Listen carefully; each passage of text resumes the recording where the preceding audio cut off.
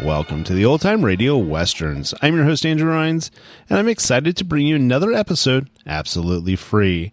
This is one of over 80 episodes released monthly for your enjoyment. Now, let's get into this episode.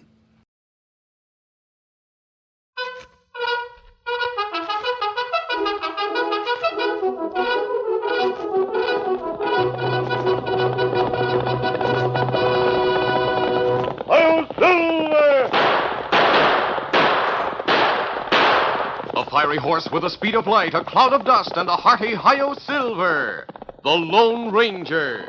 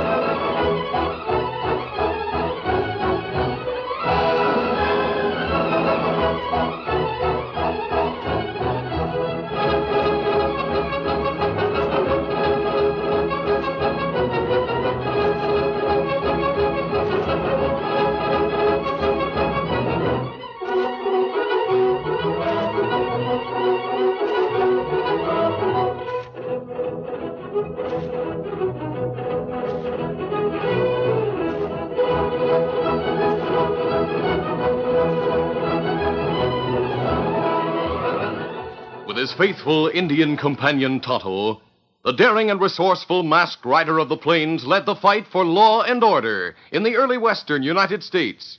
Nowhere in the pages of history can one find a greater champion of justice. Return with us now to those thrilling days of yesteryear.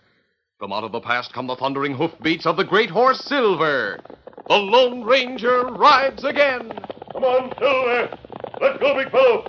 Hi-Yo Silver! Hooray!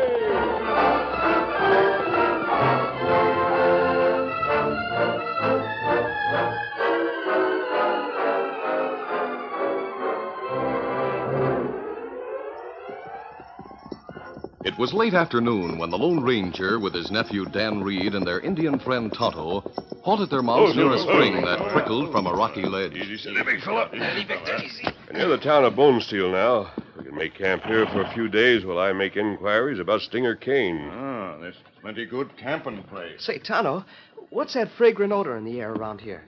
Dan, that smell like wild honey. Wild honey? Ah. Oh, golly, I'd like to have some. Well, when we water and feed horses, maybe we find tree where bees make honey. Oh, that'll be swell. I sure like wild honey.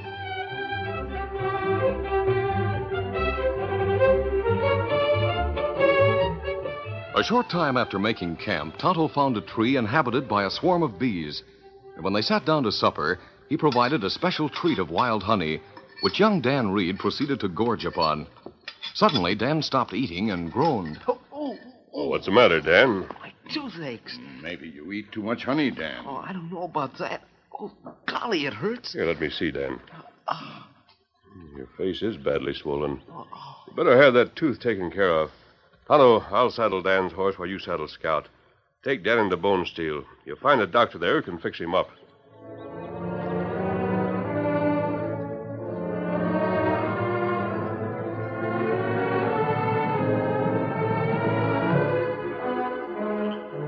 Meanwhile, darkness had fallen, and lights blinked brightly from the windows along the one wide street in Bonesteel. Three men, their sombreros tilted low over their faces, rode slowly up the street to the hitch rail across from the Sawdust Cafe. I read you stay here with the horses. Keep me and Dizzy covered. All right, Stinger, if you say so. And I think the three of us should go in together. Yes, so do I, Stinger. That cafe's crowded. It's plenty risky just the two of us going in and hustling a place. I'm not leaving our horses unguarded. Come on, Dizzy. All right.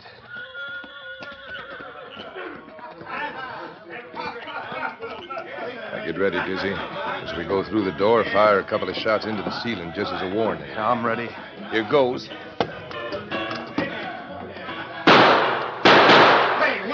It's a holdup. Stand where you are. Don't anybody slap leather.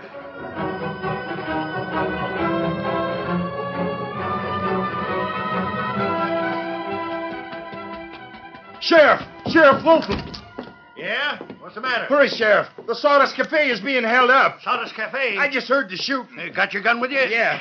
Maybe we can get them before they get out of town. Wait until I get my gun belt strapped on. Come on now. Hey, look. There they go. The crooks are riding away. Well, shoot them down.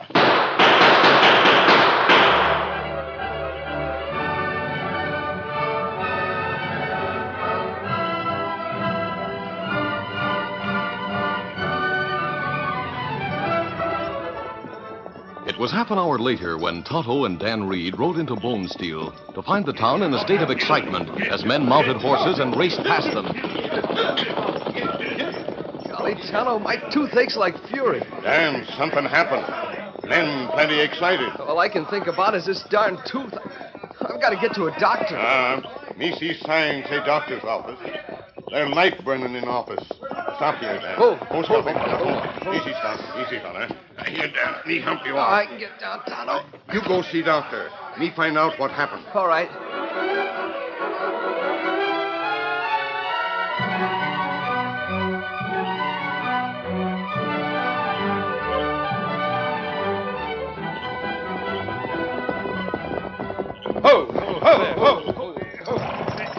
They got me bad, boys. Where you hit, Dizzy? Through the back. He's falling. Catch him, Red. Yep, I got him. He passed out, Stinger. Dizzy. Dizzy, speak to me. Is he dead? No, he's breathing. He just passed out. He's been hit bad, Red. What'll we do? I'll lay him across the saddle. Like this. Now, Red. Yeah, Stinger? You take him to the cabin, do the best you can for him till I get back. Easy, boy. Well, where are you going? After the doctor and Bone Steel. You're a fool, Stinger. You can't ride right back into town after pulling a stick up. By the time I get back there, it'll be safe enough. Sheriff will have everyone out looking for us. Now get him to the cabin, like I said. Get up! Come along. Get up.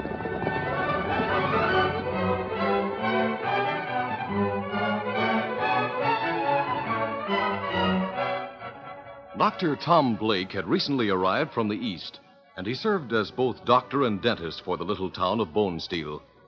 Dan Reed found him greatly excited about the holdup, but the boy was in too much pain to be greatly concerned at the moment. You just take it easy, young fellow. Relax now and open your mouth. I heard the shooting and ran into the street just in time to see three men ride by.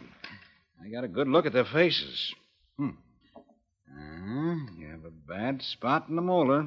Can you fix it so it'll stop hurting? Yes. I'll drill it out and put in a filling. Now, this drill may hurt a little, but not for long, young fellow. Easy now.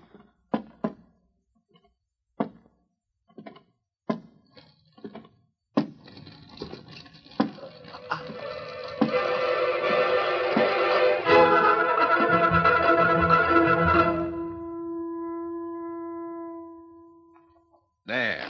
No more drilling. Oh, it still hurts.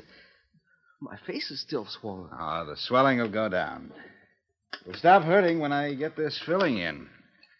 Now, just hold your mouth wide open. Like that. Now, stuff this cotton in like this. Yeah. Now. Don't try to talk. Now, let me put this filling in. You're a fine young man. I've got a young brother about your age back east. Yes, sir. Fine boy, just like you. You know what he asked me to do just before I started west? Oh. He said, Brother Tom, when you get out west, be sure and meet the Lone Ranger. Don't try to talk now until I'm through. Anyway, I said to him, Bill, there's no such person as a Lone Ranger. That's just a lot of tall tales you've been listening to. But, I couldn't convince my brother Bill that there's no such person. Now, sit still, young fella, and I'll put in this filling. There now. Then... Oh, good evening, mister. Come in. I'll be through here in a jiffy. Don't make a move, Doc. Hey. Gun. Right.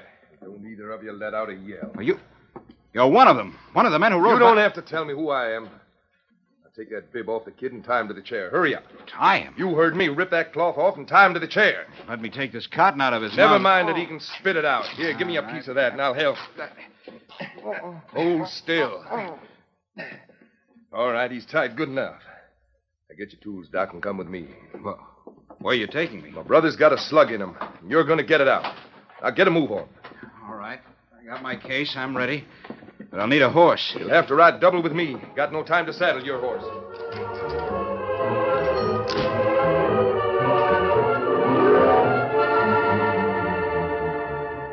A short time later, Tonto entered the doctor's office with a lighted lantern in his hand and was amazed to find Dan Reed bound hand and foot in the doctor's dental chair. As the Indian cut the bonds, Dan told him what had happened. There.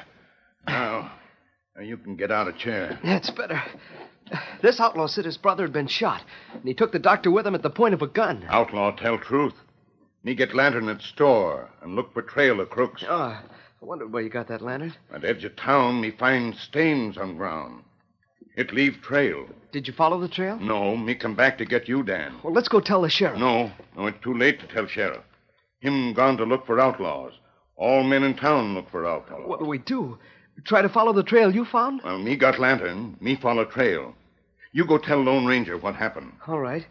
But if you find the crooks, how'll we know about it? Well, trail lead north toward Fort Randall. Tell Lone Ranger watch that direction. Me climb tall tree and wave lantern. If Lone Ranger see lantern, tell him fire signal shots and come pronto. That's a good idea, Tonto. Let's go.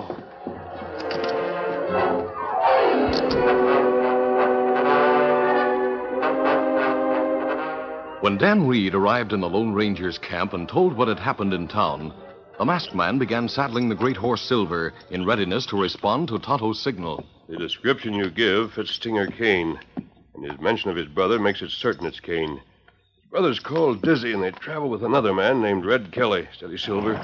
All three of them are dangerous. That crook was mighty tough with Dr. Blake. And we better put out the campfire.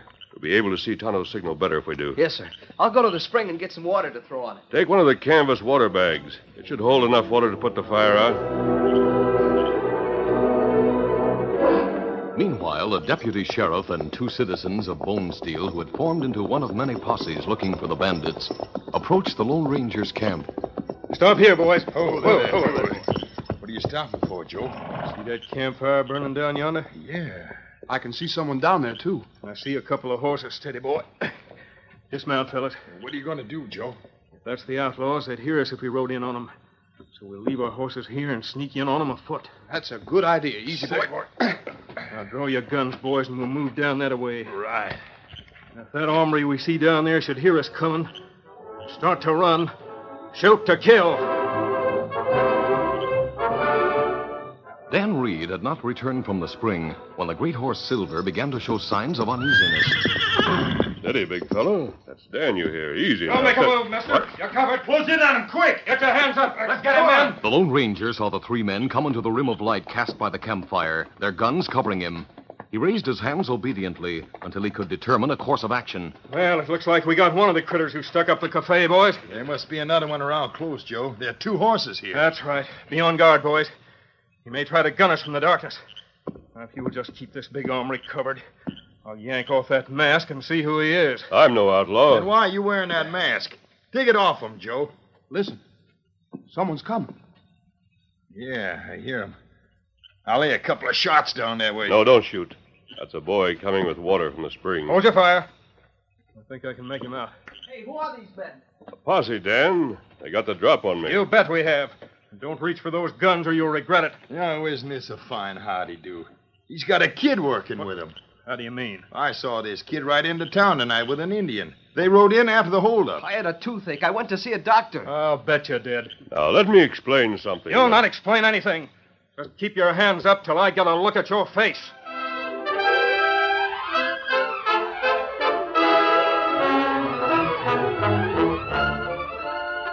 The curtain falls on the first act of our Lone Ranger story. Before the next exciting scenes, please permit us to pause for just a few moments.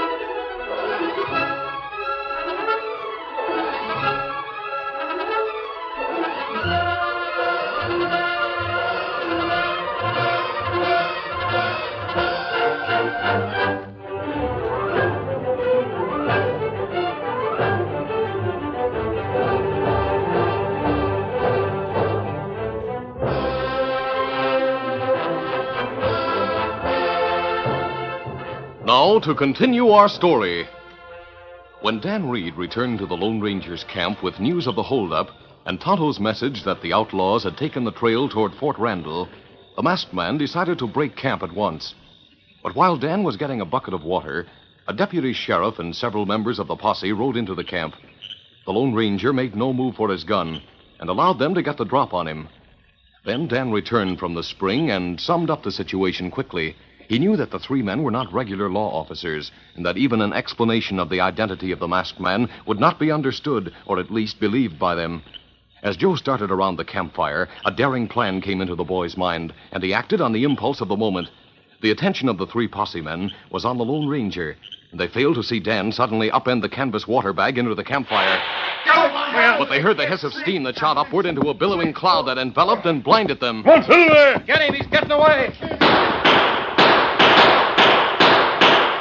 In the fleet seconds that the view of the posse men was obscured by the surging steam, the Lone Ranger was quick to react to Dan's daring actions. In a flash, he was in the saddle and gone as bullets whined through the darkness. You little coyote!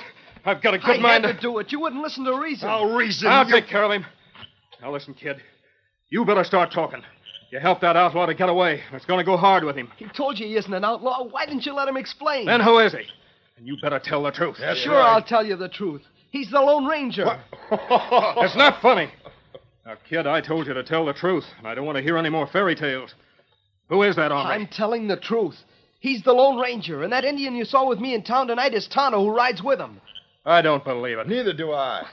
Why don't you believe me? If he were the Lone Ranger, he wouldn't ride away and leave you here. You're law-abiding citizens. He knows you wouldn't hurt a boy. Sure, I guess the kid's got something there. The masked man knew we were a posse. Maybe so. Where's that Indian now? He's trailing the outlaws. One of them was wounded.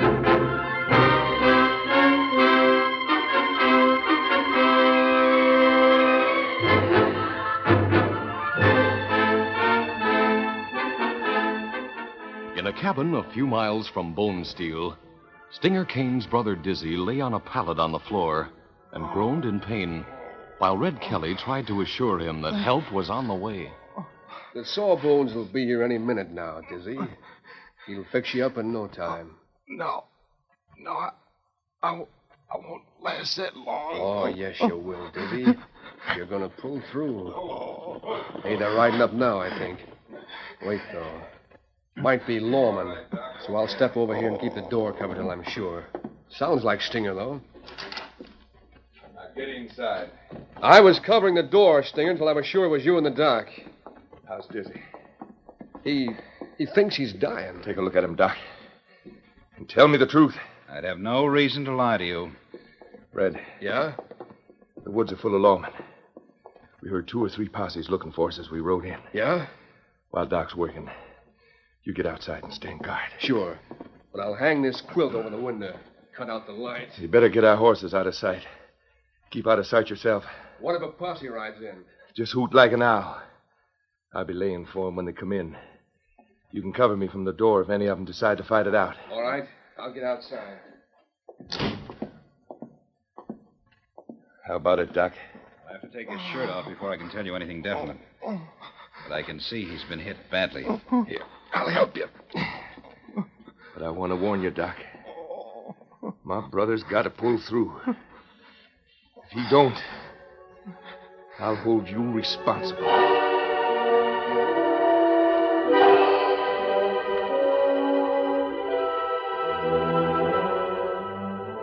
Meantime, Dan Reed had told the three-man posse how Stinger Kane had forced Dr. Tom Blake to accompany him, and how he himself had been found and released by Tonto, who had started to trail the outlaws. The Lone Ranger and I were just waiting here for Tonto's lantern signal when you came.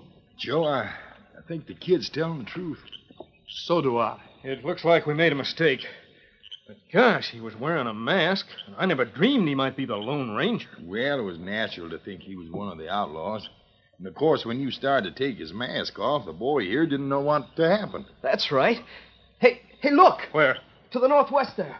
See that lantern being waved? Yeah. Tonto's found the outlaws. He's signaling for the Lone Ranger. That's not very far from here, maybe a mile. We better head that way, boys. Where are your horses? Back here a piece. Get mounted, Dan, and go with us. If we run into the masked man, you'll have to explain things. You bet you will. Steady, Victor. Easy, boy. Come on, Dan. Get your horses. Come on, Victor.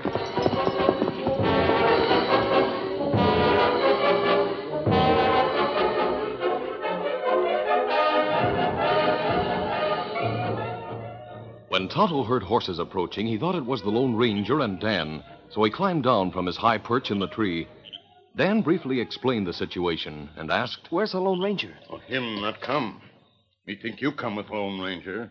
He climbed down from tree. Where's the outlaws? In cabin just over ridge. Yeah, I know that cabin. I seen it before. But you not see light. Outlaws put quilt over window so lamp not shine through. We'll find it. You get back up the tree, Tonto, and start waving the lantern so the masked man will be sure to see it. Me do it. What you do, Dan? I'm going with the posse. Oh, no. Maybe you get hurt.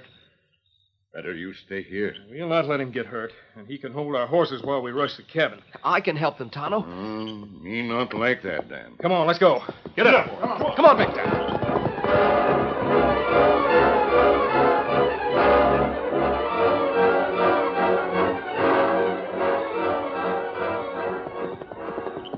A short time after Dan and the posse rode away, the Lone Ranger came up to the tall tree from which Tonto was signaling, and once again the Indian climbed down. Oh, Silver. Oh, easy. Steady, big fella. Steady, Silver. Steady, it's Tonto. Kemosabe, why you not fire gun when you see signal? I've been dodging a posse. The hills are full of lawmen. I had difficulty a short time ago, and I wanted no more interference. Me no. Dan, tell me what happened. Dan? I left him to explain to the posse I had some trouble with. He come here with posse. Where have they gone? To get outlaws. Me tell them where find them. Dan, go with them. Get mounted quickly. Easy, Scout. Easy, fella. Dan doesn't realize the danger he's in. That's right. Come on, Silver. Get him up, Scout.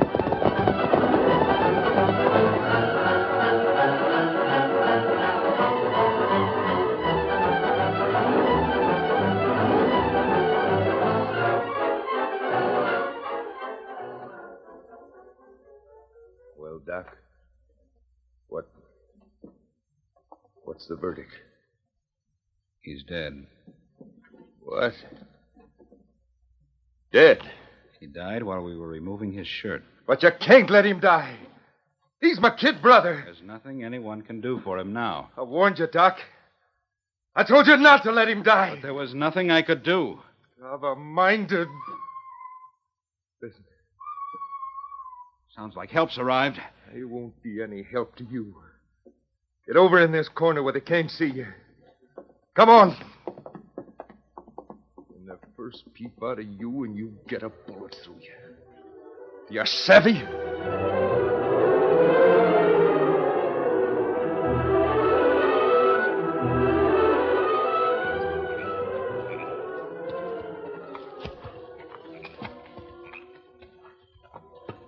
Find our horses in the back of the cabin, Joe. And there's none here in front. Then they may have left before we got here. Come on. Let's move in on the cabin. There's a light in there. I can make out a little street coming through a crack in the logs. It might be a trick. I'll kick open the door. See anyone, Joe? There's a man laying on the floor. His shirt's been pulled over his face like he may be dead. Sure, that's it.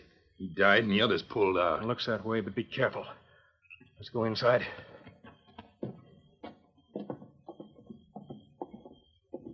Freeze, you hombre! You're covered. Drop those guns. You better do as he says. He'll kill you. Now line up against that wall.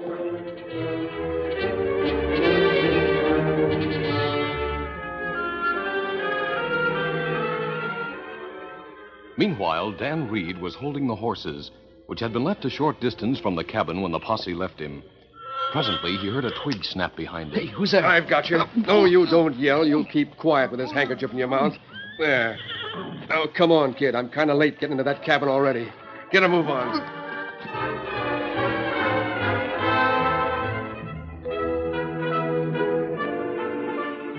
Keep your hands up, all of you. I hear my partner coming down. We're going to tie the lot of you. Look what I found, Stinger. Get in there, kid. My patient. Where'd you get that kid, Red? He was guarding their horses.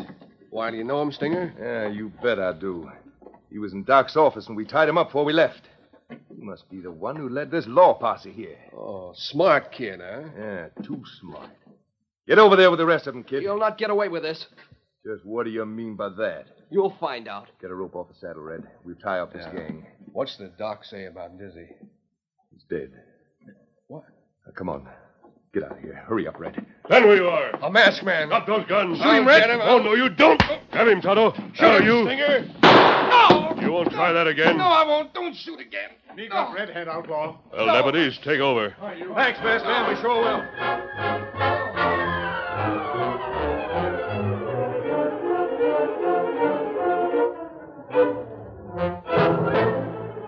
Stinger Kane and Red Kelly were quickly placed in custody by the posse, and the loot taken in the cafe robbery recovered from the saddlebags on the horses, which had been hidden in the underbrush.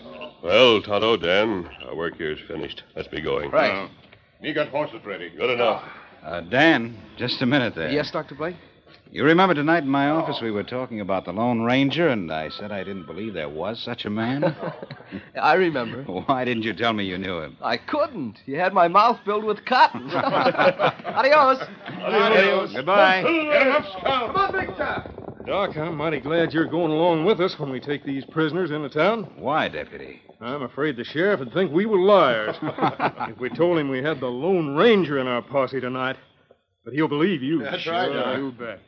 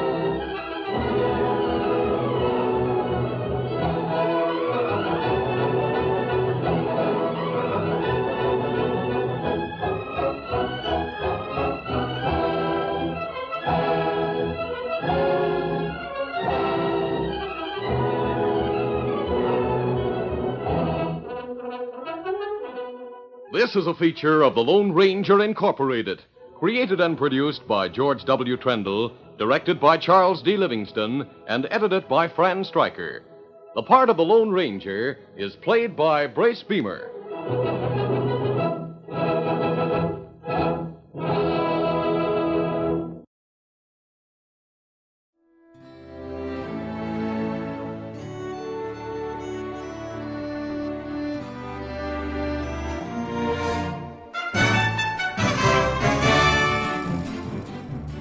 This has been a presentation of OTRWesterns.com, and we hope you enjoyed.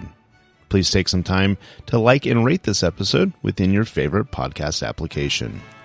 Follow us on Facebook by going to OTRWesterns.com/Facebook, and subscribe to our YouTube channel by going to OTRWesterns.com/YouTube. Become one of our ranch hands and unlock some exclusive content. We want to thank the following ranch hand, Steve, who joined us recently. You too can join by going to OTRWesterns.com/donate.